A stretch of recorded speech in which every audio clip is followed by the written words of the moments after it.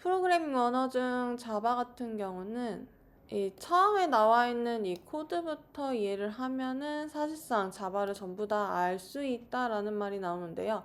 확실히 그런 얘기가 있다는 거가 맞듯이 여기에 모든 자바 개념들이 다 들어 있습니다. 그래서 원래는 사실 자바를 이런 식으로 가르치진 않는데 저희가 이번 영상을 통해 하려고 하는 건 요 정도만 알아도 자바 가지고 코드를 짤 수 있겠다 정도만 가르치려고 합니다. 그래서 시작을 해볼게요. 그럼 여기 지금 처음에 보이는 게 이 퍼블릭이라는 단어인데요. 사실상 이 퍼블릭 같은 경우는 자바 한 중반쯤에 나오는 개념인데 제가 그냥 하나씩 설명을 하려고 합니다. 퍼블릭이라는 거는 접근 제어자라고 하는데요. 퍼블릭 지금 나와 있듯이 이제 퍼블릭 그리고 프로텍티드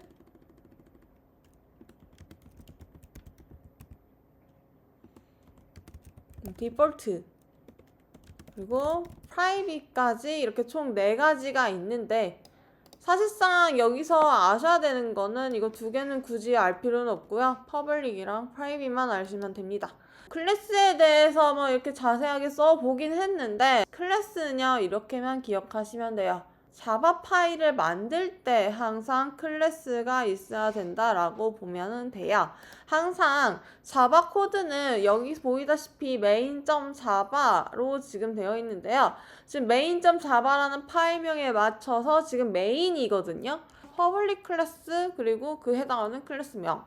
그래서 이 클래스명 같은 경우는 항상 클래스 파일명과 동일해야 한다라고 보시면 돼요.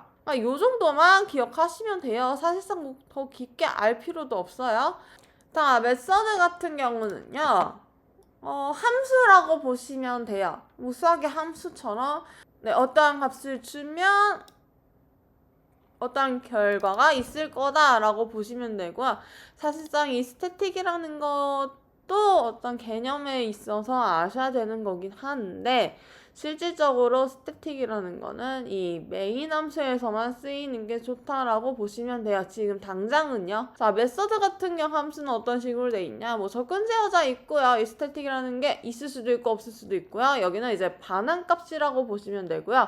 여기는 메서드명, 즉 우리가 이제 마음대로 이름을 붙일 수가 있어요. 그리고 여기는 이제 어떤 값을 줘야 되는 파라미터 값을 받는다라고 보시면 되는데 항상 이런 식으로 돼 있고요. 그리고 실질적으로 이 해당하는 중괄호 안에 있는 이 블록 내의 부분이 실행이 된다라고 보시면 돼요. 이때 이 함수명이 메인이고 이 형식으로 되어 있는 이걸 이제 메인 메서드라고 하는데 뭐 다른 말로는 실행 메서드라고도 해요. 자바 프로그램 실행 시 가장 먼저 호출된다라고 보시면 돼요. 그럼 결국에는 얘를 먼저 찾아요. 자바 프로그램에서는 이 메인 메서드가 반드시 하나만 있으면 되긴 해요. 헬로 월드 프로그램을 만드세요 라는 게 꼭 첫 번째로 무슨 언어를 배우든 나오는 부분이 있는데요. 저희도 한번 해볼게요. system.out.println 자, 저희 hello world 한번 실행을 해볼게요. 이런 식으로 한번 입력을 해보세요. system.out.println이라는 거 그리고 hello world라고 한번 호출을 해볼게요. 이게 어떤 뜻인지 몰라도 괜찮아요. 그냥 실행을 해볼게요. 해당 지금 프로그램을 실행을 해보면 hello world라고 지금 콘솔에 출력이 된 걸 볼 수가 있어요. 자, 그러면 이제 이렇게 출력하는 걸 한번 보셨는데 자, 이 다음으로 아셔야 되는 게 꼭 나오는 게 있을 거예요. 변수란 무엇인가? 라는 얘기가 있는데 전 사실 이 변수를요. 국비 지원 때 너무 힘들었던 게 8시간 동안 하루에 변수를 가르치세요가 너무 힘들었어요. 사실상 변수가 그렇게 필요한 게 있나? 자, 그래서 저는 그냥 정말 간단하게 가르쳐 볼게요. 자, 얘는요. 그냥 말 그대로 값을 저장하는 그냥 공간이라고 보시면 돼요. 이 공간은 뭐 메모리 공간이라고 하는데 뭐 필요 없어요. 그냥 값을 저장하는 용도구나. 어떻게 생겼는지 정도만 기억하시면 돼요. 자, 자바에서 변수는요. 이게 좀 프로그래밍 언어마다 조금 생긴 게 다른데 자바 같은 경우는요. 자료형이 나오고 변수명을 저희가 지정을 해주시고 여기에 이 값을 저장한다라고 보시면 돼요. 그럼 여기서 아셔야 되는 거는 뭐 값은 우리가 이제 뭐 문자가 될 수도 있고 숫자가 될 수도 있고 뭐 여러 가지가 있어요. 그럼 변수명 우리가 이제 짓고 싶을 대로 지으시면 되고. 근데 이제 자료형이 정해져 있습니다. 자, 자료형 같은 경우는요. 크게 보시면은 기본 자료형과 참조 자료형 이렇게 총 두 가지로 구분해서 이렇게 얘기를 많이 하실 텐데, 자, 이때 이런 식으로만 얘기를 하죠. 기본 자료형은요, 실제 값을 저장합니다. 참조는요, 기본형을 제외한 나머지 주소 값을 저장합니다. 자, 이때 이 참조 자료형, 사실상 이거요. 클래스라고 보시면 돼요. 클래스 어디서 많이 들어봤는데? 네, 그냥 자가 파일 만들 때마다 나오는 그 클래스예요. 그게 자료형이 된다고 보시면 됩니다. 기본 자료형이요. 총 8가지밖에 안 됩니다. 논리형이 있고요. 문자형이 있고요. 정수형이 있고요. 실수형이 있습니다. 총 4가지인데 왜 8가지죠? 보시면 돼요. 자, 논리형 같은 경우는 한 가지만 있습니다. 불리언이라는 값인데요. 불리언이라는 거는 is true. 뭐 변수명 아무거나 짓고요. 이렇게 true 아니면 false 이 2가지 값밖에 없습니다. 자, 문자형 같은 경우도 한 가지밖에 없어요. 캐릭터, 차라고 하는데요. 자, 얘는요. 자, 이 보시면은 따옴표 하나예요. 하나의 값에 한 글자, 말 그대로 문자 하나가 들어갑니다. 2글자가 되면 에러가 나요. 한 글자밖에 못 들어가요. 본 정수형 같은 경우는 이제 바이트라는 애가 있고요. 이렇게 숫자가 들어가죠. 그리고 쇼트라는 애가 있어요. 그리고 인트라는 애가 있고요. 뭐 이런 식으로. 그리고 롱이라는 애가 있어요. 자, 이런 식으로 숫자가 들어가는데요.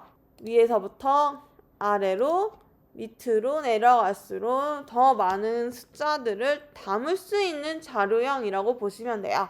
자, 롱 같은 경우는요. 이렇게 인트라는 이 자료형보다 더 많이 넣을 수 있는데 그 대신 뒤에 알파벳 L을 붙이셔야 됩니다. 그래야지 이제 에러가 안 나요. 이 정수형 같은 경우는 총 4가지가 있어요. 그러면 이 4가지를 다 쓰나요?는 아니고요. 사실상 얘는요. 많은 숫자를 넣을 수 있는데 안 쓰게 생겼죠? 그리고 얘는 너무 적게밖에 안 들어가요. 그래서 제일 많이 쓰는 정수형 타입은 int, 말 그대로 int만 기억하시면 돼요. 자, 그리고 실수형 같은 경우도 얘기를 해볼게요. 실수는 정수보다 이제 뒤에 점, 그 이상까지를 표현할 수가 있는데 이때 플롯이라는 애가 있고요. 그리고 더블이라는 애가 있어요. 자, 보시면은 플롯이 더블보다 더 작은 편인데 얘가 에러가 나거든요. 자, 얘는 위에서 롱이랑 또 똑같은 의미를 뜻해요. 얘는 F를 붙이셔야 돼요. 그러니 자, 얘보다는요. 여기서는 더블을 더 많이 사용을 한다라고 보시면 돼요. 사실상 8가지인데 이렇게만 기억하시면 돼요. 그리고 나머지는 클래스. 자, 지금 뭐 숫자, 문자. 근데 문자가요. 사용자들은 제일 많이 쓰는 게 텍스트인데 자바에서 제공하는 기본 자료형의 이 문자는 한 글자밖에 안 돼요. 저희가 한 글자만 쓰는 게 아니잖아요. 그래서 제일 대표적인 클래스가 있습니다. 스트링이라고 보시면 되는데 문자열을 담아내는 클래스로 보여지는 앤데 이때 보시면 쌍따옴표예요. 여러 문자를 담아내고자 하신다면 쌍따옴표로 넣으시면 돼요. 보시면은 저 입력한 값이 담아내는 게 보이실 거예요. 원래는 클래스를 출력을 하면 주소값이 나와야 돼요. 자, 이 스트링 같은 경우는 자바에서 제공하는 클래스들이고요. 이 클래스는 우리가 또 만들 수가 있습니다. 뭐 클래스 만드는 게 뭐 어렵냐? 아니요. 그냥 만드시면 돼요. 클래스는 뭐 한마디로 그냥 객체라고 보시면 되는데 뭐 우리 사람도 객체다, 컴퓨터도 객체다, 뭐 물품도 객체고 공기도 객체다 막 이러시는데 맞아요. 그냥 그거를요 컴퓨터화 시킨다라고 보시면 돼요. 그럼 간단하게 이제 TV를 클래스화를 한번 시켜볼게요. 이렇게 이제 클래스 바로 밑에다가도 변수를 지정을 할 수가 있습니다. 보통 변수 같은 경우는 뭐 TV의 뭐 전원 상태 뭐 이런 식으로 값을 담아내는 역할을 합니다. 메서드 같은 경우는 아까 봤듯이 여기 이제 void라는 거 해볼게요. 그리고 메서드명 그리고 가로가 있고 실행 부분, 구현 부분이라고 보시면 돼요. 중괄호는 여기다가 이걸 해볼게요. 전원 상태가 있으면 여기에 이제 값을 받고 담아낼 수가 있는데 원래 값이랑 미리 여기를 할게요. 거꾸로 담아내겠구나 라고 이렇게 지정을 해볼게요. 자, 이런 식으로 클래스는 이렇게 두 가지로 구성이 돼 있어요. 그러니까 이거는요 자바가 만든 클래스든 우리가 만든 클래스든 이런 식으로 돼 있고요. 별게 없어요. 그러니까 말 그대로 이 클래스인데 자, 얘는 자바가 만든 클래스고요. 저희가 만든 지금 이 TV라는 클래스를 가지고 와볼게요. 자, 항상 클래스는요 가지고 올 때 객체 생성한다라고 하거든. 생성을 해야 돼요. 그때 필요한 키워드가 new라고 보시면 되고요. 그리고 객체, 이게 이제 객체 생성이라고 보시면 돼요. 자, 이런 상태에서 출력 한번 해볼게요. 위에 문자를 담았을 때와 달리 주소값, 이게 바로 주소값이거든요. 뒤에 붙는 주소값이 저장된 거를 확인할 수가 있습니다. 자, 변수를 배우고 나면 이제 나오는 게 이제 연산자인데, 자, 연산자는요 아까 잠깐 봤듯이 논리부정 연산자, 느낌표입니다. 불리언 값을 반대로 바꾸는 연산자라고 보시면 돼요. 예를 들어서 이제 불리언 이제 뭐 false, false라는 값을 담아냈는데, 자, 얘를 한번 출력을 해볼게요. 항상 출력은 sysout으로 하시면 되고요. 보시면 false라고 나오신 게 보이실 거예요. false 값을 넣었고 false를 출력하고 있으니까. 근데 이제 이 값에 앞에 느낌표를 붙여볼게요. false 값이 true가 된 걸 확인할 수 있을 거예요. 다음은 이제 증감 연산자인데, 이 증감 연산자는 사람들이 조금 어려워하는 부분이 한 가지가 있는 게, 자, 얘는요 앞에 붙이거나 뒤에 붙이거나 플러스 플러스다 마이너스 마이너스 이렇게 두 개씩 붙이는 애인데, 이거는 이제 값을 1 증가시키거나 1 감소시키는 연산자입니다. 값을 1 증가시키는데 이때 얘가 앞에 붙을 때랑 뒤에 붙을 때가 좀 달라요. 결국 증가시키는 건 맞는데 그 부분을 좀 많이 헷갈려 하세요. 자, 여기 숫자 10을 담아낸 넘버라는 변수를 갖다 집어넣었어요. 한번 출력을 해보는 데 있어서, 자, 증감연산자는 이제 앞에 붙을 때가 있어요. 이때 얘 1 증가시킨다 라고 했잖아요. 자, 출력을 한번 해보시면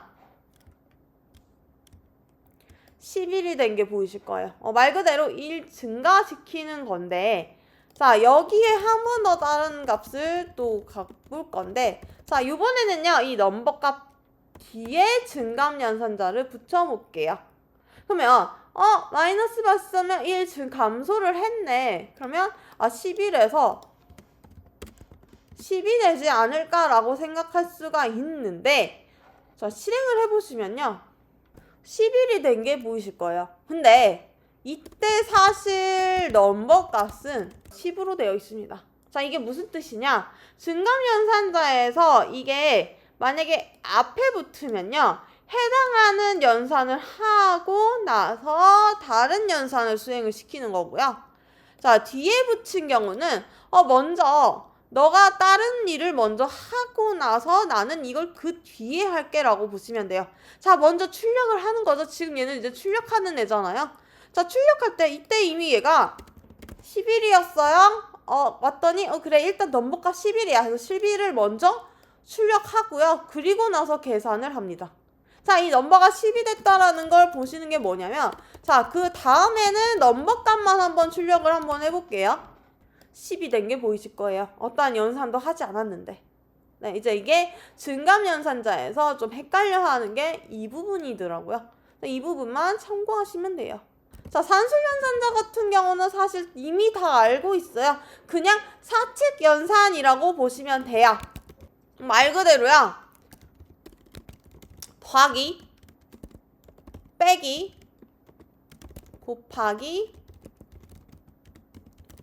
나누기. 사칙 연산에 플러스 나머지 연산이 들어있다라고 보시면 돼요. 실행을 한번 해보자면, 자, 하나는 나누기, 하나는 나머지입니다. 자, 나누기는요, 저희 계산 한번 해보시면 돼요. 10을 3으로 나누었을 때, 네, 여기 지금 3이고요. 1이에요. 자, 말 그대로요. 사실상 이게 이제 정수잖아요. 뒤에 다 그냥 나가 떨어지는 거예요. 나누기를 했을 때 몫이 필요하면 나누기 연산자를 쓰시면 되고, 나머지가 필요하면 나머지 연산자를 사용하시면 돼요. 자, 그 다음 아셔야 되는 건 비교 연산자. 말 그대로 이 비교가 만족하면 true 아니면 false 값을 반환해 줍니다. 몇 가지만 확인해 볼게요. 10이 3보다 크다. 맞죠? 만약에 이제 반대로 한다면 10이 3보다 작거나 같다. 잘못된 값이면 false이고 맞으면 true인 거죠. 그리고 이때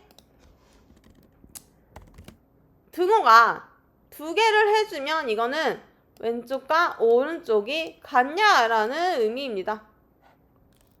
아니니까는 false라는 거고요. 제가 이 느낌표는 부정을 뜻한다라고 했어요. 말 그대로 왼쪽과 오른쪽이 같지 않다. true라는 거 맞죠? 이런 식으로 쓰는 게 이제 비교 연산자라고 보시면 되고요. 비교 연산자와 함께 논리값이 반환되는 게 말 그대로 논리 연산자라는 게 있습니다. 이 그리고 연산자랑 또는 연산자입니다. 그리고는 말 그대로 그리고예요. 자, 지금 보시면 왼쪽 오른쪽 모두 true인 경우가 true이고요. 하나의 값이라도 false이면 false인 게 보이실 겁니다. 자, 그런가 하면 또는 연산자 같은 경우는 true가 되는 게 보이실 거예요. 왜냐면 또는 연산자는 이거 또는 이거 둘 중 하나만 되면 돼. 그래서 이때는 무조건 둘 다 false인 경우만 false입니다. 이거만 기억하시면 돼요. 연산자를 배우고 나면 꼭 다음 배우는 게 제어문들이거든요. 자, 제어문은요, 조건문과 반복문이 있습니다. 자, 조건문에는 if랑 switch라는 게 있고요. 반복문에는 for랑 while이 있습니다. 이거 다 알아야 돼. 사실상 처음에 잘 모르겠으면요, if랑 for만 아시면 돼요. 예시를 들어볼게요. 어떠한 값이 있어요. 스코어라는 값이 있는데, 이 스코어가 60점 이상일 때 합격, 아닐 때 불합격. 이런 식으로 어떠한 조건을 걸었을 때라고 보시면 되는데요. 조건문이 true인 경우는 예를 출력, 즉 합격이라고 지금 뜨는 게 보이실 거고요. 만약에 이런 식으로 이제 조건에 해당하지 않은 경우는요, else라는 이 구문 아래에 있는 불합격이 출력된 게 보이실 거예요. 자, 이 사망연산자는요, 말 그대로 항이 3개여서 사망연산자인데 사실상 그냥 if문을 줄인 거라고 보시면 돼요. 말 그대로 이게 무슨 뜻이냐? 자, 얘를요, 사망연산자로 만들어 볼게요. 자, 똑같이 지금 불합격으로 나온 게 보이실 거예요. 자, 이게 이제 사망연산자거든요. 사망연산자 같은 경우는 그냥 조건문을 단축해서 쓴다라고 보시면 돼요. 자, 여기 조건식 있죠? 네, 조건식 나오면 되고요. 그리고 나서 물음표가 있고요. 그리고 물음표 뒤에가 이 조건식에 해당하는 true일 때, 그리고 그게 아닌 경우가 뒤에 땡땡하고 붙으면 됩니다. 근데 이때 이 조건문 같은 경우는 if가 있고 else가 있고 한 가지가 더 있어요. else if라는 애가 있는데, 제가 만약에 이 사이에 어떤 조건이 하나가 더 필요해요. else if는 그냥 말 그대로 그냥 단순하게 50점 이상인 경우가 아니라, 자, 항상 위에서부터 옵니다. 자, if부터 봐요. 60점 이상이야? 합격이네. 그러고 이 구문을 그냥 나가요. 실행도 안 해요. 그냥 여기서 그냥 나가버려요. 그래서 여기까지는 애초에 오지도 않아요.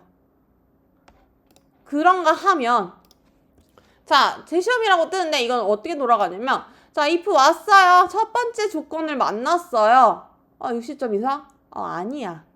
그럼 그때서야 일로 가요. 다음 구문. 즉, else if에 해당하는 이 조건식은요, 그냥 단순히 50점 이상이 아니라 60점 미만이면서 50점 이상이라고 보시면 돼요. 그러니까 위의 조건에 해당하지 않았을 때가 일로 내려오거든요. 즉, else는 여기서는 어떻게 되냐? 50점 미만이라고 보시면 돼요. 자, else if 같은 경우는 여러 개를 붙일 수 있다라는 것만 기억해 주시면 돼요. 자, 반복문 갈게요. 반복문은요, 아까 while도 있다라고 했는데 for만 있으면 돼요. 그냥 한 가지만 기억하시면 돼요. 자, 이렇게 for문 같은 경우는 사실상 if문이랑 사실상 별 다를 건 없는데, 보면은 네, 지금 숫자 말 그대로 1, 2, 3, 4, 5 이렇게 5개가 출력이 된 게 보이실 거예요. 자, 하나씩 설명을 드리자면요, 조건식에 해당하는 부분이 세 파트로 나눠진 게 보이실 거예요. 이때 이 세 파트 같은 경우는 첫 번째는 초기식이라고 보시면 돼요. 이때 이 초기식이라는 건 그냥 변수 선언한다 라고 보시면 돼요. 자, 이 변수는요, for문 안에서 쓸 변수를 지정한다 라고 보시면 되고요.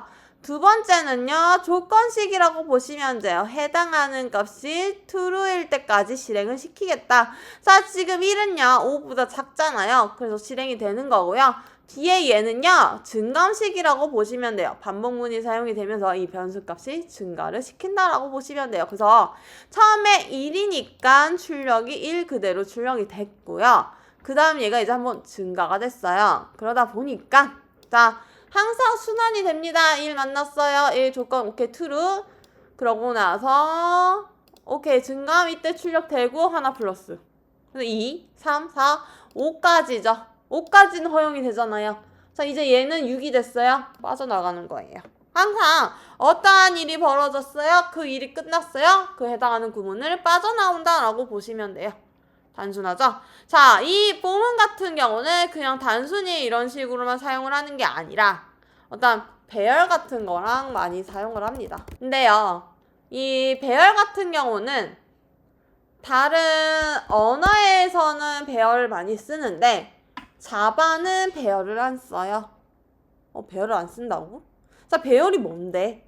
자, 배열 형태를 먼저 볼게요. 자, 변수랑 다른 점은 뭐냐면요, 이 하나의 공간에 여러 개의 값을 담는 게 배열이라고 보시면 돼요.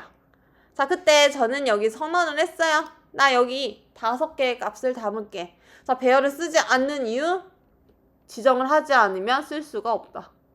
자, 배열을 한번 채워볼게요. 이런 식으로 총 5개의 값을 담아낸다라고 보시면 되고요. 자, 이 배열이 for문과 같이 쓰는 이유 하나씩 나타내겠다라고 보시면 돼요. 자, 보시다시피 총 5가지의 값이 반복문을 통해서 출력된 게 확인되실 겁니다. 자, 이때 반복문 한번 볼게요. 처음에 초기값 설정을 했어요. 자, 이때 0으로 했는데 보통 프로그래밍 언어에서는 첫 번째를 0이라고 합니다. 첫 번째 위치를. 그러니까 0번째 위치. 첫 번째 위치가 아니라 0번째 위치. 0번째 위치에 값을 넣은 거예요. 그러면서 총 0부터 시작해서 0, 1, 2, 3, 4까지 가고요. 넘스랭스라는 애는 뭐냐? 넘스랭스 같은 경우는 이 해당하는 배열의 길이를 뜻합니다. 자, 길이보다 하나 작은 경우 4까지죠. 아니, 무엇보다 자, 여기에 내가 만약에 필요한 값이 하나가 더 있어요. 그럼 나 그 다음 값 넣을래. 보시면 에러가 확 나오는 게 보이실 거예요. 길이 5개인데 너 하나 더 넣으려고 했어 라는 에러거든요. 근데 이럴 때 배열 같은 경우는 이제 여러 개를 몇 개를 넣을지를 지정을 해야 돼서 항상 이래야지 값이 들어가요. 아니, 문제가 많죠. 그래서 실질적으로 자바에서는 이러한 배열, 즉 어떠한 값들을 한꺼번에 담아내는 걸 이 배열보다는 컬렉션을 많이 씁니다. 자, 컬렉션은요, 총 리스트가 있고요, 셋이 있고요, 맵이 있는데 이 중에요, 뭐 이게 다 필요 없고요. 사실 알면 좋긴 해요. 편하긴 해요. 근데 지금 리스트만 기억하셔도 괜찮아요. 자, 리스트는 말 그대로 그냥 배열 대신에 더 유용하게 쓸 수 있는 애라고 보시면 되고요. 자, 이 리스트도 여러 가지가 있는데 그 중에 어레이 리스트라는 것만 기억하셔도 괜찮아요. 자, 이거 한번 써볼게요. 자, 얘를 위에 배열을 바꿔볼게요. 얘를 이제 제네릭이라고 하는데 다이아몬드 연산자라고 보시면 돼요. 괄호 안에 있죠? 이 괄호. 그래서 다이아몬드를 생각하는 이 괄호. 그래서 얘는요, 그냥 타입을 명시하는 겁니다. 나 이 리스트 숫자만 넣는 리스트. 말 그대로 위에서 인트 배열값 담아내는 이거랑 똑같아요. 보통 이제 여기에는 클래스 형태가 들어가고요. 인트에 해당하는 클래스가 이제 인티저여서 인티지어라고 한 거고요. 자, 이때 추가하는 거는 메서드, 즉 클래스다 보니까 어떤 기능들이 있어요. 이게 다 기능들이거든요. 추가하는 기능이 있습니다. 이거 그대로 위에 값들 전부 한번 다시 넣어볼게요.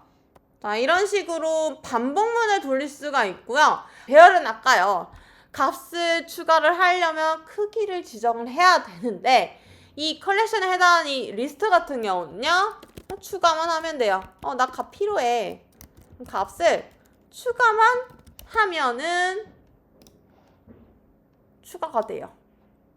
값을 그냥 추가하면 그냥 바로 추가가 돼요. 그래서 리스트를 더 많이 사용을 합니다. 자, 여기서 향상된 포문을 쓸 수가 있어요. 사실 배열이. 자, 향상된 포문은 뭐냐면 해당하는 값 변수명을 지정해 주시고 너를 어떤 거를 돌릴래? 라고만 지정을 하시면요, 똑같은 값이 나오는 게 보이실 거예요. 추가적으로 이 정도만 하시면은 사실상 편해지죠. 보통 객체와 관련된 개념이라고 하면은 이런 개념들이 나오거든요. 객체 지향 프로그래밍 언어다. 이건 그냥 클래스별로 그냥 자기 그 역할에 해당하는 것들끼리 코드를 묶은다라고 보시면 되고요. 사실 뭐 OOP 특징, OOP 원칙 막 이런 게 예전에는 뭐 이제 면접에서 막 나오기도 했는데 지금은 솔직히 모르겠어요. 지금은 솔직히 이런 개념들은 GPT나 크루즈나 제미나이한테 물어보면 그냥 그만이기 때문에 사실상 제가 지금 면접관으로 있으면은 안 물어볼 것 같아요. 근데 알면 좋은데 모르겠어요. 그래서 저는 그냥 굳이 그냥 지금은 솔직히 이런 개념적인 것보다는 이제 코드 이해력을 더 많이 볼 것 같거든요. 코드를 봤을 때 이 코드를 이제 왜 짰는지, 왜 이런 식으로 짰는지 뭐 이런 것들. 근데 굳이 이런 단어 용어까지 써가지면서까지는 이제 설명을 안 해도 충분할 거예요. 충분할 것 같아서 굳이 이제 저런 식으로 안 하고요. 보통 이제 이런 것보다 그냥 객체에서는 변수가 있고요, 메서드가 있어요. 근데 이거는 변수는요, 어떤 상태를 저장한다라고 보시면 되고요. 메서드는 하나하나의 이제 기능을 개발했다라고 보시면 돼요. 그래서 이제 이 두 가지를 어떻게 쓰는 건데 정도만 기억하시면 돼요. 그냥 말 그대로 그냥 호출한다라고 보시면 되거든요. 아까 객체 생성을 했던 부분이 있어요. 객체 생성을 했어요. 자, 변수 한번 가지고 와볼게요. 해당하는 변수에서 지금 현재 파워라는 애가 있어요. 자, 그냥 가지고 오시면 돼요. 점! 그러면 이제 이 파워가 뭘 뜻하냐? 제가 지정한 변수의 값을 가지고 옵니다. 자, false. 자, false인 이유는요, 변수 선언만 했어요. 자, 값을 지정을 하지 않으면은 불리언의 기본값이 false입니다. 이거 그냥 가지고 온 거예요. 자, 기능은요. 나 이거 그냥 TV를 끄거나 켜는 애야. 말 그대로 그거거든요. 그 역할만 한 애예요. 그래서 이제 예를 한번 해볼게요. 이건 실행을 한 거고요. 자, 다시 확인을 해볼게요. 파워라는 기능, 말 그대로 반대, 나 이제 TV 킬래! 라고 하는 순간 true가 된 게 보이실 거예요. 그러니까 메서드를 호출할 때는 뒤에 가로를 붙이고요. 변수를 호출할 때는 없다 정도. 그러니까 해당하는 클래스에 가로가 있으면은 메서드, 가로가 없으면은 변수라고 보시면 돼요. 자, 여기서 조금만 더 나가보자면 제가 이제 접근 제어자라는 애가 있었어요. 자, 변수에도 이렇게 붙일 수가 있고요. 메서드에도 이렇게 붙일 수가 있어요. 이때는 이제 별반 다를 게 없어요. 퍼블릭은 말 그대로 어디서든 접근 제한을 할 수 있다라고 했습니다. 자, 접근 제한자 같은 경우는 제가 얘기를 드린 게 있어요. 퍼블릭이라는 애가 있고요. 프라이빗이라는 애가 있습니다. 라고 했어요. 자, 프라이빗 같은 경우는 보통 메서드보다는 변수를 지정하는 편이거든요. 자, 이때 프라이빗을 변수에 지정을 한번 해볼게요. 그러면 외부 다른 데에서 접근 불가 이렇게 빨간 표시가 나가지고 에러가 납니다. 애초에 이제 실행 자체가 안 되죠. 이 이상으로 사실상 아셔야 되지만 사실 이 정도 개념을 가지고 자바 수업을 듣던가 국비시험 과정을 들어가 보시면 충분히 따라갈 수 있을 겁니다. 그래서 저는 이만 영상을 마칠게요.